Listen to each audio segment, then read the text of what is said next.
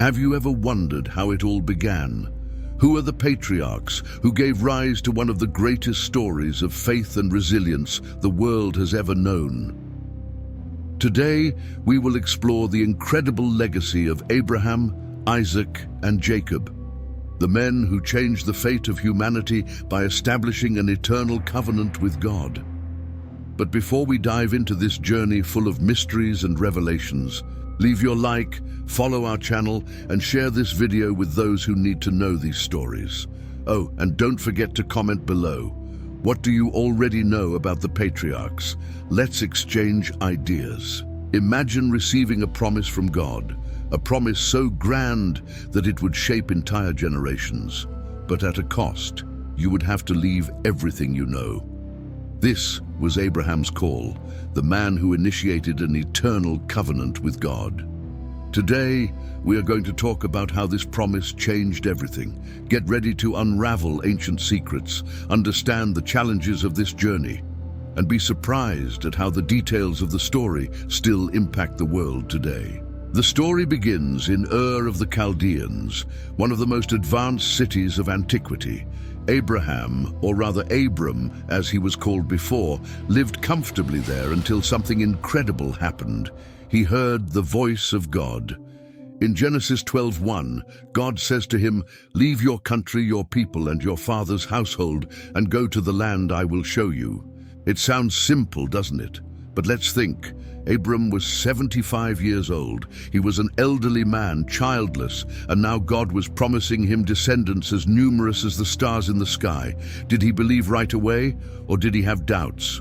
What would you do in his place? But this wasn't the only promise.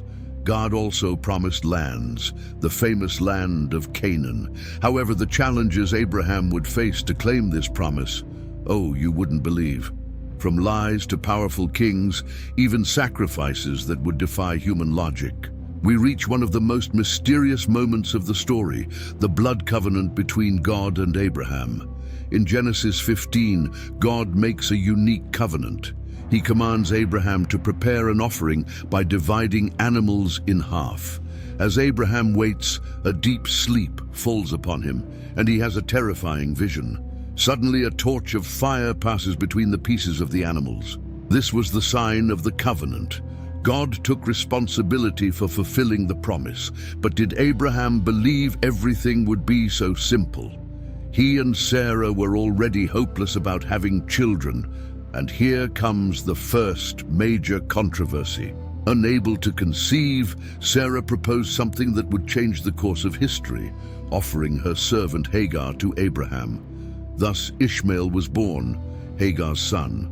But was he the heir promised by God? Hagar and Ishmael lived years of conflict and tension with Sarah and Abraham. However, God did not abandon Hagar. In Genesis 16:10, the angel of the Lord promises, "I will increase your descendants so much that they will be too numerous to count." And so, Ishmael also became the father of a great nation. But even so, God had a greater plan for Abraham. The child of promise was yet to come. After years of waiting, doubts, and promises that seemed impossible to fulfill, God finally did something extraordinary. In Genesis 21:1-2 we read, "The Lord visited Sarah as he had said, and the Lord did for Sarah as he had promised. Sarah conceived and bore a son to Abraham in his old age. And the name of this child was Isaac, which means laughter." After all, who wouldn't laugh with joy at seeing something so miraculous? A 100-year-old man and a 90-year-old woman finally became parents. But would their story end here, with a happy ending? Of course not. Isaac's birth marked only the beginning of a new phase in God's promise, and the challenges were far from over. With the arrival of Isaac, tension increased within Abraham's household. Ishmael, the son of Hagar, was no longer the only heir. Now about 14 years old, he began mocking Isaac. Genesis 21:9 describes, "Sarah saw the son of Hagar, the Egyptian, mocking." This moment culminated in a difficult decision. Sarah demanded that Abraham send Hagar and Ishmael away. Imagine Abraham's dilemma. On one side, his wife's order, on the other, his love for his eldest son. However, God intervened and told Abraham not to fear, for he would also make Ishmael into a great nation. And so, Hagar and Ishmael were sent to the desert of Beersheba. There, God once again showed his mercy. When Hagar thought her son would die of thirst, an angel of the Lord appeared, saying, "Do not be afraid. God has heard the boy crying." Genesis 21:17. Then a well of water appeared, ensuring their survival. If you thought Isaac's birth was the pinnacle of Abraham's faith, get ready for one of the Bible's toughest tests. In Genesis 22, God makes a request that defies all human logic and emotion. Take your son, your only son Isaac, whom you love, and go to the region of Moriah. Sacrifice him there as a burnt offering on one of the mountains I will tell you about. Imagine hearing that. The promised son, the one Abraham waited for decades, was to be sacrificed. But Abraham did not hesitate. He knew that God had a plan, even if he could not understand it. Isaac, unaware of what was about to happen, asked, "Where is the lamb for the burnt offering?" Abraham replied, "God himself will provide the lamb." And at the moment Abraham raised the knife to sacrifice his son, a voice from heaven stopped him. "Do not lay a hand on the boy." God, seeing Abraham's unwavering faith, provided a ram caught in the thicket for the sacrifice. This event not only tested Abraham, but also symbolized God's future redemption for humanity. With time, Isaac grew and became the next bearer of the promise. But for God's promise to be fulfilled, Isaac needed a wife. Here we see another fascinating story full of details that show God's hand. Abraham, now elderly, sent his servant to find a wife for Isaac. He ordered the servant to go to his homeland and choose someone from his own relatives. Imagine the servant's responsibility. He prayed, asking God for a clear sign that the chosen woman would offer water to him and his camels. And so Rebekah appeared. She not only offered water to the servant, but also to the camels, exactly as the servant had asked God. This confirmed that Rebekah was the chosen one. In Genesis 24, we see the beauty of this story of obedience and divine providence. Isaac married Rebekah, and this marriage marked the continuation of God's promise. However, as we shall see, their journey would not be without difficulty.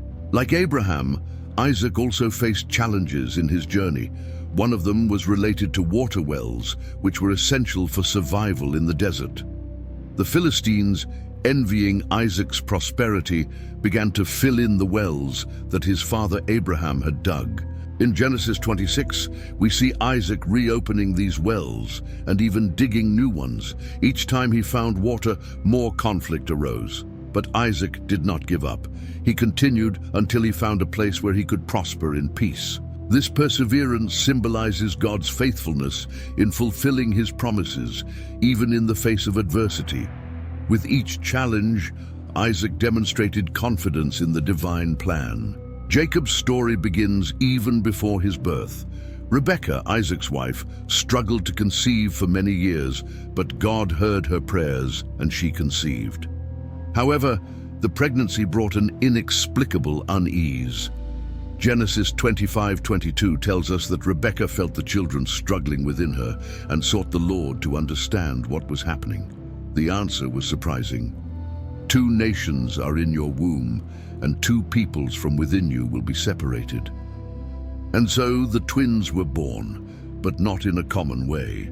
Esau came first, but Jacob was holding his heel as if already struggling to be the first. This scene marked the dynamic that would accompany the brothers throughout their lives, an incessant struggle for divine favor and blessing. Esau was the firstborn, which meant he had special rights, such as the family's leadership and a special blessing from God. However, he seemed to despise this privilege. In Genesis 25:29-34, we see a trade that changed the course of history.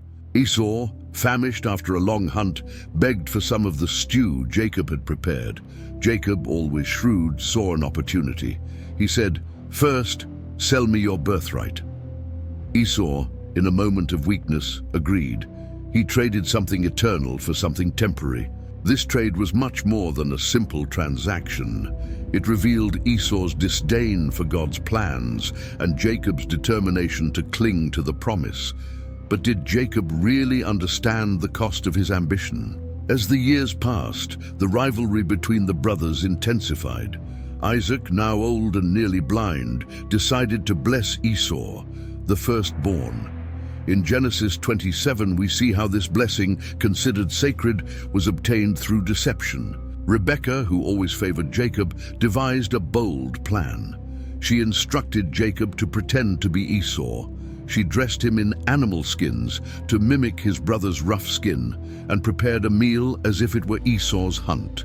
Jacob, hesitant at first, agreed to participate in the plan, and so he deceived his own father to receive the blessing. When Esau discovered what had happened, his anger was so great that he vowed to kill Jacob. Once again, Rebekah intervened and sent Jacob away to her brother Laban's house. It was a desperate flight, but also the beginning of a journey of transformation. While fleeing from Esau, Jacob stopped to rest at a place called Bethel. There he had a dream that would change his life. In Genesis 28:12-15, we read that Jacob saw a ladder reaching to heaven, with angels ascending and descending on it. At the top of the ladder stood God himself, who said, "I am the Lord, the God of your father Abraham and the God of Isaac. I will give you and your descendants the land on which you are lying." This vision was not only a comfort to Jacob, it was a confirmation that he was the chosen one to continue the promise. Despite his mistakes, God reaffirmed the covenant made with Abraham and Isaac. Jacob, still full of human flaws, responded to the call with a promise: "If God will be with me and watch over me on this journey I am taking, then the Lord will be my God." Jacob's transformation was just beginning. At his uncle Laban's house, Jacob found something that would change his life: love at first sight. He fell in love with Rachel, Laban's younger daughter. Jacob then made an agreement to work 7 years in exchange for Rachel's hand in marriage. Genesis 29:20 says, "So Jacob served 7 years to get Rachel, but they seemed like only a few days to him because of his love for her." But as Jacob found out, Laban was as cunning as he was. On the wedding night, Laban deceived Jacob, giving him Leah, the older daughter, as his wife. Jacob only realized the deception the next morning. Imagine the disappointment. Laban proposed another deal: work another 7 years for Rachel. Jacob agreed, and thus began a long and complicated relationship between the two. Jacob spent 20 years in Haran, working for Laban, and those years were marked by ups and downs. Despite being deceived, he prospered. God was with him. Jacob tended Laban's flocks, and God blessed him with an extraordinary increase in his wealth. In Genesis 30:43, we read, "In this way the man grew exceedingly prosperous and came to own large flocks, and female and male servants, and camels and donkeys." But this prosperity led to envy. Laban's sons began accusing Jacob of stealing their father's wealth, and the atmosphere became unbearable. Jacob knew it was time to leave, but how could he leave in peace? God then spoke to Jacob in a dream, saying, "Go back to the land of your fathers and to your relatives, and I will be with you." Genesis 31:3. Jacob gathered his family and left secretly, but this decision resulted in a direct confrontation with Laban. Laban pursued Jacob, accusing him of fleeing with his daughters and his goods. However, after a long argument and a dream in which God warned Laban not to harm Jacob, the two made a peace pact. They raised a heap of stones as a witness that neither would cross the boundary to harm the other. Even after resolving tensions with Laban, Jacob still had to face another great challenge: Esau. The brother he had deceived was nearby, and Jacob did not know if he would be met with forgiveness or vengeance. The last thing Jacob knew about Esau was his threat to kill him. In Genesis 32, we see Jacob's strategy to protect himself. First, he sent messengers to Esau with gifts, trying to appease him. Then he divided his group into two parts, thinking that if Esau attacked, at least part of his family would escape. And finally, he prayed. Jacob's prayer is a moment of deep humility and dependence on God. "Save me, I pray, from the hand of my brother Esau, for I am afraid of him." Jacob knew that despite his human strategies, only God could save him. It is here, by the Jabbok River, that one of the most mysterious and impactful moments of Jacob's life takes place. In Genesis 32:24, we read, "So Jacob was left alone, and a man wrestled with him till daybreak." But this was no ordinary man. Many scholars believe that Jacob was wrestling with God himself in human form. Jacob fought with determination, refusing to give up. When the man saw that he could not overpower him, he touched the socket of Jacob's hip, dislocating it. Even so, Jacob did not let go. He said, "I will not let you go unless you bless me." Genesis 32:26. It was then that the man asked Jacob's name. Upon hearing his answer, he declared, "Your name will no longer be Jacob, but Israel, because you have struggled with God and with humans and have overcome." The wrestling with God changed Jacob forever. He not only received a new name, Israel, which means he struggles with God, but also a new identity. From that moment on, Jacob was a transformed man, ready to face any challenge. After years of separation and conflict, the time came for the reunion between Jacob and Esau. Jacob, still fearing for his life and the lives of his family, took a humble action. He bowed down to the ground 7 times before Esau, showing respect and submission. But what happened next surprised everyone. Esau had forgiven Jacob. Genesis 33:4 says, "But Esau ran to meet Jacob and embraced him. He threw his arms around his neck and kissed him, and they wept." This moment was a testament to the power of reconciliation and God's grace in restoring broken relationships. Although Esau wanted Jacob to stay with him, Jacob decided to go his own way. The two brothers parted in peace, marking a new chapter in their lives. Jacob finally returned to the Promised Land, but not without challenges. One of the most significant moments was his arrival at Bethel, the place where he had the dream of the ladder. There, he renewed his commitment to God. In Genesis 35:1-3, God said to Jacob, "Go up to Bethel and settle there, and build an altar there to God, who appeared to you when you were fleeing from your brother Esau." Jacob obeyed. He purified his family, getting rid of the idols, and built an altar to worship the Lord. God then reaffirmed the promise made to Abraham and Isaac, saying, "Your name is Jacob, but you will no longer be called Jacob. Your name will be Israel." He promised that a great nation would come from Jacob, and that kings would be among his descendants. Jacob's story teaches us that despite flaws and missteps, God is faithful in fulfilling his promises.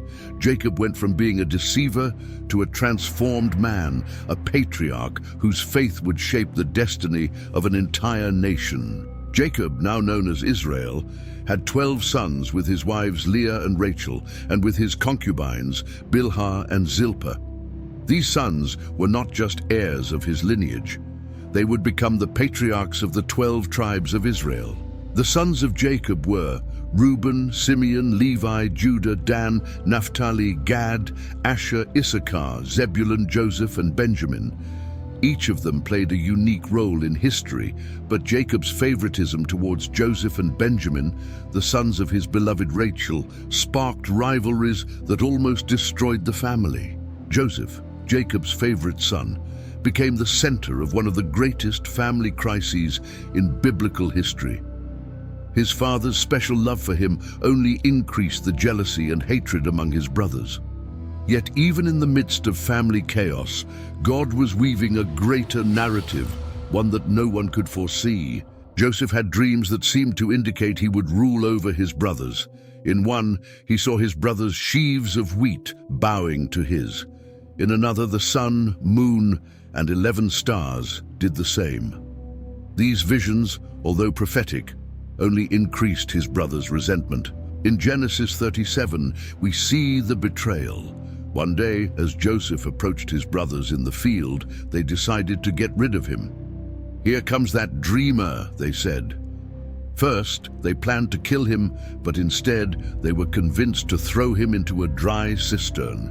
Eventually, they sold him as a slave to Ishmaelite merchants headed for Egypt. Joseph disappeared, and his brothers deceived Jacob, making him believe that his favorite son had been killed by a wild animal. Imagine Jacob's heart when he received Joseph's bloodied robe. However, little did they know that God was using this betrayal to fulfill his plans. In Egypt, Joseph rose from slave to governor, an ascension that can only be explained by God's hand. Despite facing injustices, such as the false accusation by Potiphar's wife that led to his imprisonment, Joseph remained faithful.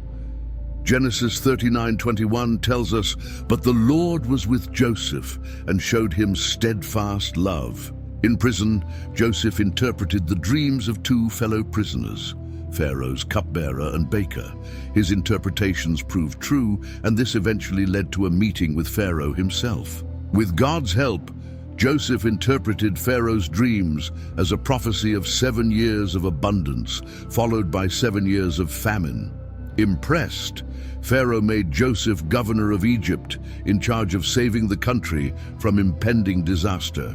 The famine spread throughout the land, reaching even Canaan, where Jacob and his family lived. With no choice, Jacob sent his sons to Egypt to buy food. They did not know that they would encounter Joseph, now the governor, overseeing the entire operation. Joseph devised situations to test his brother's loyalty, especially toward Benjamin, Rachel's other son. When he saw their willingness to protect Benjamin at all costs, Joseph finally revealed his identity in a heart-wrenching moment. "I am Joseph, your brother, whom you sold into Egypt," Genesis 45:4. Instead of seeking revenge, Joseph offered forgiveness, recognizing God's greater plan. "It was not you who sent me here, but God, to save lives." Jacob, now old, could not believe that Joseph was alive. He decided to travel to Egypt to see him, taking his entire family. The reunion between Jacob and Joseph was emotional, a testament to divine restoration. In his final days, Jacob gathered his sons to bless them. In Genesis 49, he pronounced prophecies over each of them, which would become the foundations of the tribes of Israel. Some of Jacob's words were encouraging, while others pointed out flaws that would shape the future of their descendants. Among the blessings, Judah stood out, from whose lineage would come the royal line, culminating in David and later Jesus Christ. "The scepter will not depart from Judah, nor the ruler's staff from between his feet, until he to whom it belongs shall come." Genesis 49:10. After blessing his sons, Jacob gave specific instructions about his burial, asking to be buried in the cave of Machpelah alongside Abraham and Isaac. He then rested in peace, confident that God's promise would continue through his descendants. Jacob's death marked the end of an era, but also the beginning of another. His descendants remained in Egypt, where they prospered and multiplied. But, as we will see in the story of Moses, this also led to their enslavement, and God's promise continued to be fulfilled through challenges and redemption. If you enjoyed this journey through the story of Jacob and the patriarchs, don't forget to subscribe to our channel. Here, we explore more inspiring, profound stories full of teachings that have shaped the history of the people of Israel and our world to this day. Click the subscribe button and activate notifications so you won't miss any new content. And to keep traveling through time, check out our other videos about the greatest biblical characters like Abraham, Isaac, and many others. See you in the next video.